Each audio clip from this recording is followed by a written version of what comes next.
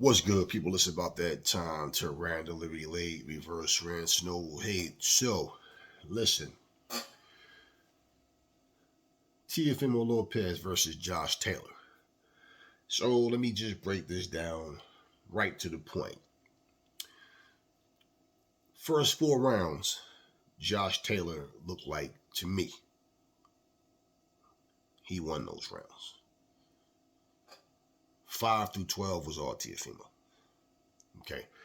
Josh was doing enough. He was edging these rounds out.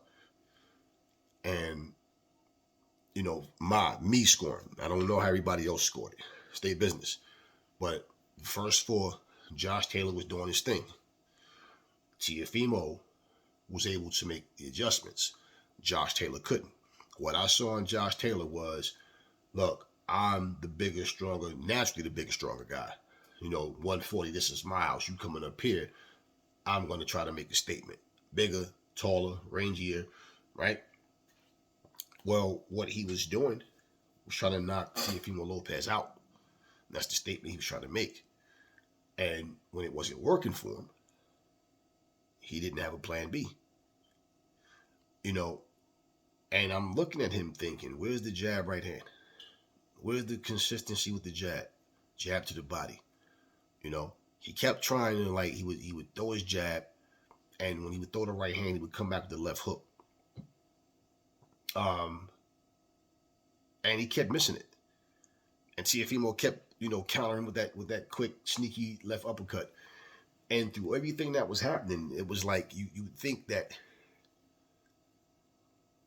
in the corners, when they're giving the instructions, it's like, many times, the fighter instinctively feels something else than what the trainer is telling him.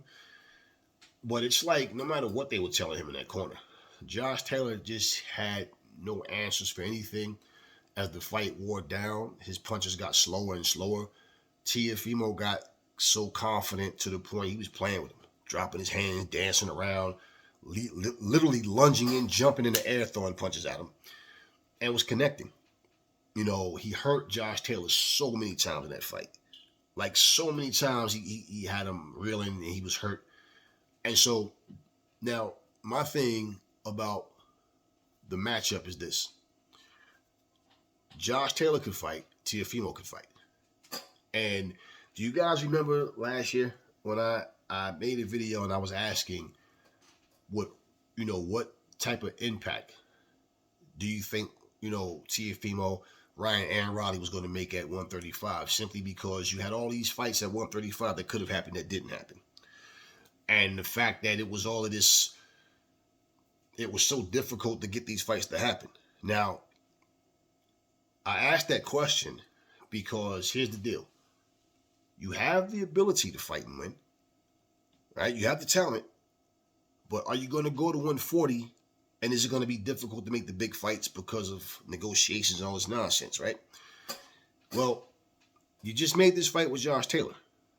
Now we know Devin Haney reached out to Eddie Hearn to try to get a fight with, Josh Taylor. But it turns out that Teofimo, he beat him. So the same way you guys made the fight with Josh Taylor happen, well, if Devin Haney decides that he wants to go after Teofimo, make that fight happen. Let's not start with the bullshit. I want this amount to, no, make the fight. Teofimo's talking about retiring. That's nothing but bullshit. He's a very emotional guy, says a lot of stupid shit, and then he lost. When he lost since his loss, and he came back with the 2 wins up at 140, broke down. We seen him make excuses when he lost. We seen him break down and cry after winning. We heard him make a bunch of, make a racial ass comment. We heard him come, just say a bunch of shit. I stand on what I said. I mean it, and blah, blah, blah. Now he gets in the ring and he's talking about retiring and talking about how he's great. They need to acknowledge the fact that I'm great. I'm only 25. Yeah, you accomplish things and we get over that. Again, let me reiterate.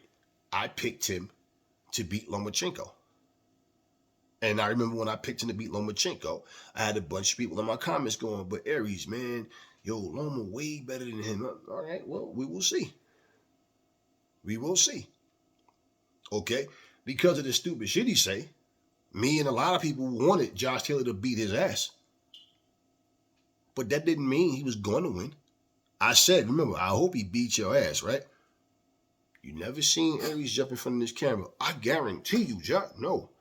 Because at the end of the day, I cannot tell you what two grown-ass men are going to do once they get in the ring.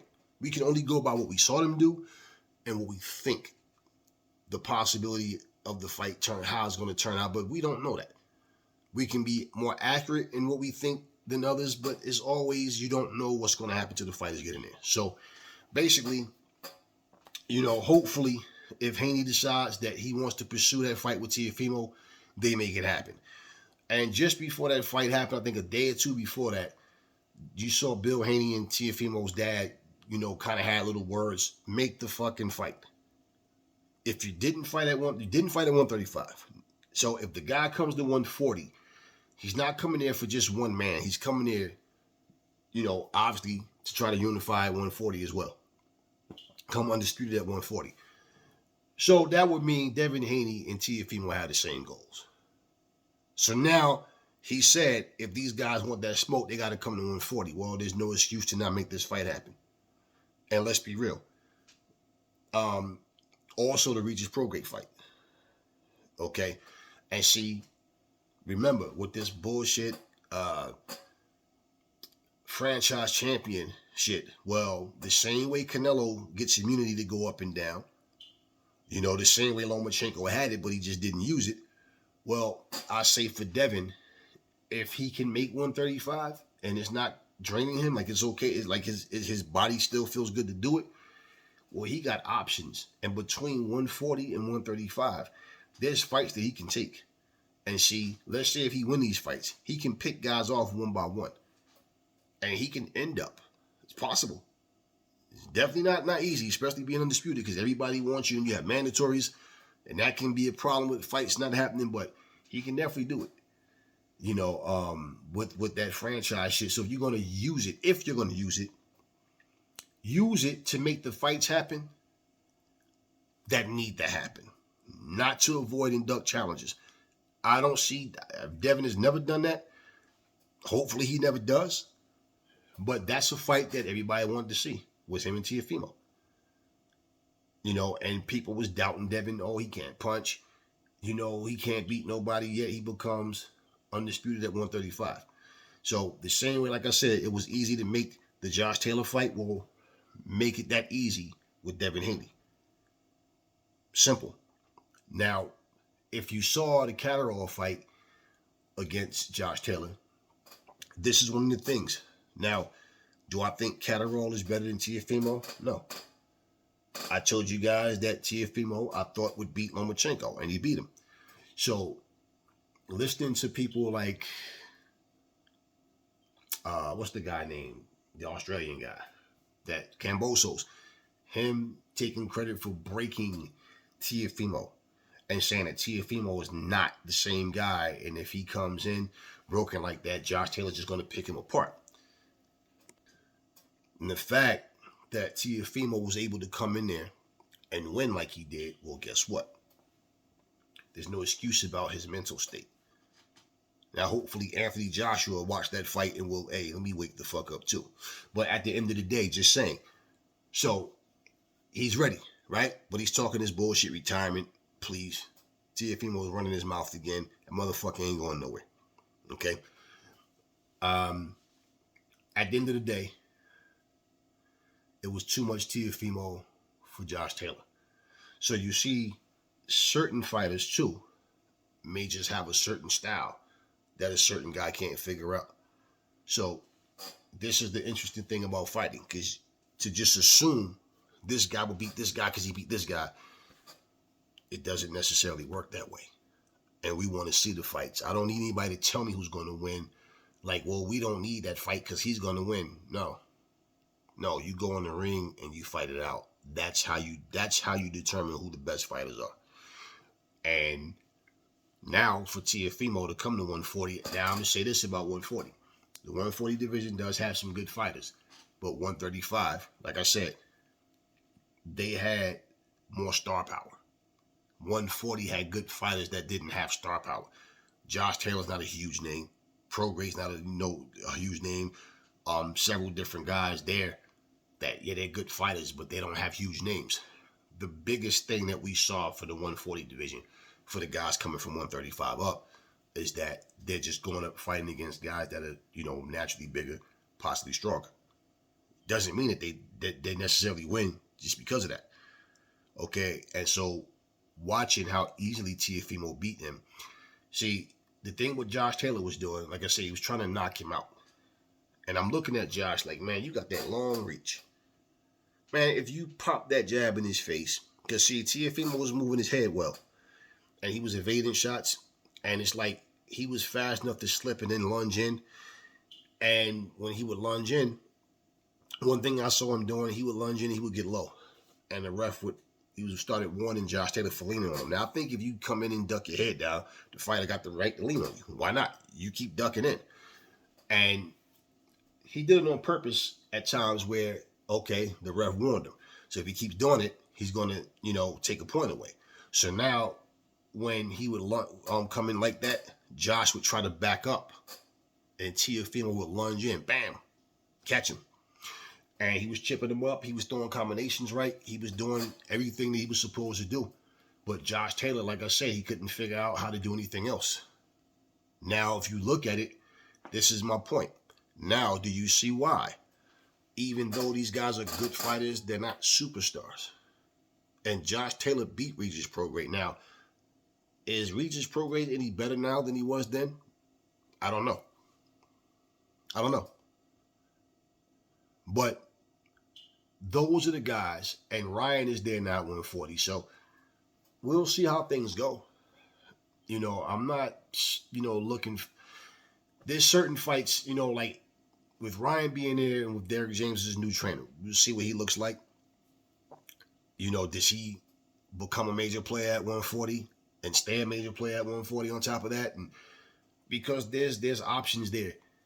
The thing that I don't understand about people, and this is why I don't like to listen, like a lot of shit I can't really get into, because what I found funny, I wanted to make a video Saturday, but man, my voice was, I was under the weather, it's coughing way too much. And so I'm reading a lot of comments, I'm watching the fight, and as I'm watching it, the fact that people are talking about, and I mean content creators and everything, let's get it, Tank versus Teofimo. Did Tank tell anybody he was going to 140? Because Tank is at 135. Now, if he chose to do that, so be it. But why are we talking about making up a fight in our head between a guy that clearly says he's standing at 135, who's in prison right now, okay, in jail right now, doing his 90 days. So, like, really. But you got Haney saying he wanted to fight against Regis. You know what I'm saying? He wanted Regis. And so also, looking at the winner of the Josh Taylor. Let me say that. I might have said that, yeah. Looking at the winner of Josh Taylor versus Teofimo. That's what, he's already trying to, because he has options. Even at 135. There's no need for Haney to worry about reaching out to Tank right now. Tank is locked up. He's not able to train. So after his 90 days, he got to come back, get back in the swing of things, and okay. So Team Haney is going to weigh their options out to see who else is out there. Shakur Stevenson. You understand? And at 140, Regis is there. Teofimo just won. If anything, you want to fight the winner, not the loser. It wasn't a close fight. And which, by the way, I'm not going to play that video to show it. But I salute to Bill Haney for going out there feeding the homeless people. I seen that video and I thought that was a cool thing to do, man. I know a lot of people do things like that. I do it myself. Different things to help out people in the community, man. And like that type of stuff goes unnoticed a lot of times. And people don't understand that there's a lot of good that people do for their communities that people just don't see, you know. And I thought that was a cool thing, and it was good to show that, because it's always easy to show a bunch of people acting the fool, cursing and carrying on and beefing all the time, just saying a bunch of dumb stuff. But this is the type of thing that you do, and you making millions of dollars. Why not, right? Go out there and help out people that are less fortunate. So I really dug that. I thought that was a cool thing. Now, in terms of a rematch at Lomachenko, let me say this, and basically it's all up to Devin. But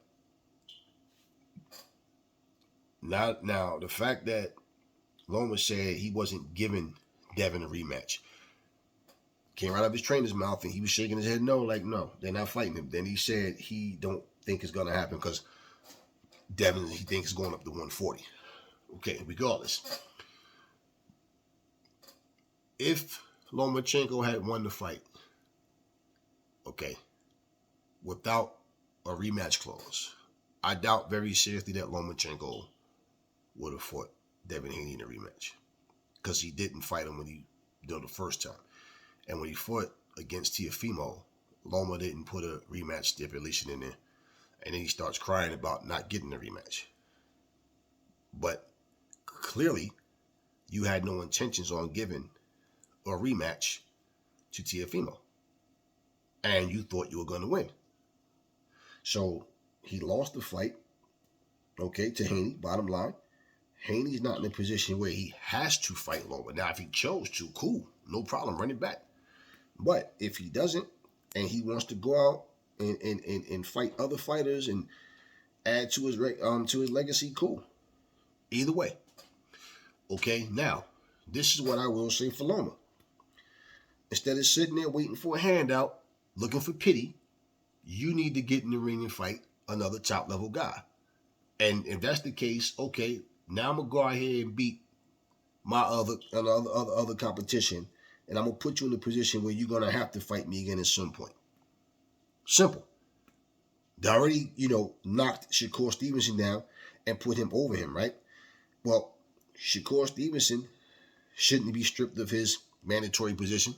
He didn't lose a fight, but Loma did. So now, whatever Haney chooses to do, we'll have to see with time. But, as for Teofimo, now he's in a position where he has options. Of course, at 140. But, we'll see how things go. And, also one thing I will say too, remember when I made the video and I said that 140 has some good fighters, right? But they just don't have the star power.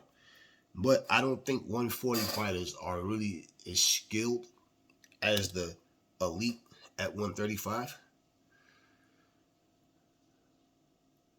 They say Regis Prograis is the hardest puncher at 140. It didn't matter, because if he hits harder than Josh Taylor, he still lost when he fought. Having punching power is not everything. It's not all there is to it. So, I heard him saying that he'll hurt Devin Haney. Cool. Let's see it. So I don't care if it's Regis Prograis. I don't care if it's Teofimo. Now, looking at the fact that Teofimo just won these titles, I'm pretty sure that if anything, Devin would want to fight Teofimo. Now, if he did it through the franchise bullshit, then it would be a thing of, okay, I'm undisputed at 135. You're undisputed. You're unified. You have a champ. You have a belt now at 140. How about this? I come up here, champion versus champion. Now, if Teofimo goes for that and don't try to pull a Tyson Fury 70-30 bullshit, try to do something stupid, there should be no reason for that fight to not happen. At the same time, if he's not going to fight Devin, now, do you want to see him take an easy fight, or do you want to see him fight Regis Prograis? This is the thing. And I always feel like this for any champion. You are the champion, so your resume need to look different from the challengers. Because when they look at your resume and you fought this guy, hey, B. Because why are you going through all the top guys? Not pick and choose. Tough fight, easy. Okay fight, easy, tough fight. That's not how your resume is supposed to look. When you're a challenger coming up, people say, you haven't put the work in yet. You haven't fought the guys yet, right? So they got to fight to get up there. And let's just be real. This is Teofimo's third fight at 140. Okay? And it was a title shot. Raleigh walked in their first fight, title shot. You understand what I mean? Ryan Garcia, if he does actually fight Raleigh, his first fight at 140, title shot. So if you guys are going to go up and do all of that, cool. Make the fights happen. And in fact, don't try to be the fucking Three Amigos, Run DMC, or the Beastie Boys fight each other as well. I don't really care to see Raleigh versus Ryan, to be honest with you. And then what I'm waiting to see, like I said earlier, is how Ryan looks under Derek James now. See if we see the improvements and see like, okay, this is a solid fight right here. You know, that type of thing. Not just because your name is being said and you're in the ring with somebody. So I want to see these fights happen. And, the fans want to see these fights happen. But the fighters have to want the fights to happen, and they have to understand. If you guys are only going to fight each other based on desperation, like, oh shit, I was supposed to win that fight and I lost. Okay, even though I've been avoiding fighting this guy, let me talk some shit now and try to get my name back and, get my name back in the hat because, I'm desperate now. Nah, man, you guys are all in your 20s. Y'all need to fight now. All right? Y'all need to fight now. Like I said last week when I did the video with Schofield and Floyd Schofield and Keyshawn Davis, it's like, one guy's 24, the other 20. Yeah, Keyshawn Davis is 24, Schofield is 20. It's like, don't wait until you're 28 and you're 24. It might have to happen now. Like, don't plan on, okay, you stay undefeated, I stay undefeated, and then one day, because it might not happen that way. Y'all need to get it on. And like I said, it don't have to be the very next fight, but sooner than later. Because there's no reason. If you're not going to do it now, at least by 2024. Because to talk shit for so long, and then it's like, well, what's the holdup with the fight? And nobody can ever give you an answer. In boxing, there's always some indirect answer that they want to give you about what's happening. So when I look at those guys, I'm thinking, we know the climate of boxing has changed. We know this. And it's all about money. They're more worried about the diamonds on their teeth than they are the gold around their waist. That's real. And, subscribers and all this, views and likes on their social media. But if you really care about your legacy and you want to cement yourself as a legit fighter, then you got to get in that ring and you have to fight. And you guys need to make this happen now. Don't sit here and talk about all that, being undefeated don't mean everything, but then you're scared to let your O go. Because that's what's going to make you and break you. Who were you willing to get in there and fight? Did you make the sacrifices? Did you earn your keep? Or you one of them fighters that's going to become a millionaire before you even have to fight a top guy? So make your name right now. I don't know how far that those two are going to go, but Keyshawn Davis, versus Floyd Schofield, it's in that category of a Devin Alexander versus a Sean Porter, because they both was on the come up at that time. And I don't know if Kell Brook had already beat Sean Porter or after. I don't remember what, but they both were on the come up and were both on their proving grounds. Sean Porter went on to do more than Devin did and became a bigger star than Devin. But they started out together. Like, they was in each other's era and they didn't wait to become 30 and 33 years old. And nowadays, that's what's happening with these guys, man. I mean, there's so many fights right now we can sit back and look and say, damn, this guy still didn't fight this guy yet. And now they're 33, 34. And they've been talking shit for the past 8 years. Like, so, this is not what they need. Get on social media and just blah, blah, blah. But then all of a sudden, no fight. So, yeah, but Teofimo did what he had to do. He just had too much for Josh, man. And so it doesn't mean Josh isn't a good fighter. It doesn't mean that Josh, has to have credit taken away because he lost a fight, but it just goes to show you there's levels between two different fighters. That's just the way it goes. You know, so he did what he had to do. And I believe all that shit T.O. was talking to him in a press conference pissed him off and made him fight stupidly, in my opinion. Because even when it comes to ring IQ, this is what people don't understand. Your ring IQ comes with your experience as well. You understand what you should be doing differently. And the fact that this dude, Josh, kept coming in, fighting Teofimo at close quarters, abandoning his jab, and when he was throwing his jab, he was out of frustration. On the outside, just flashing it out, hoping Teofimo didn't lunge in because he couldn't time him. And I'm like, no lateral movement, nothing. No, just, man, even when you keep your jab out, you know how Lennox Lewis used to keep his jab halfway out already? And he would move, and he would keep his head off that center line. And as you coming in, he just touch you. Okay, Josh couldn't do it. He wasn't jabbing to the body.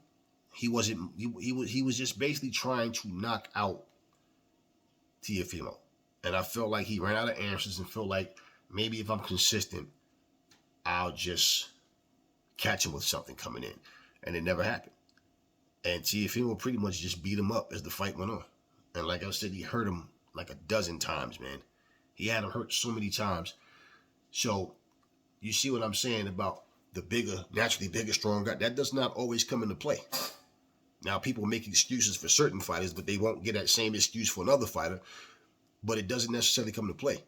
Did he look like the stronger guy? He looked bigger, yeah.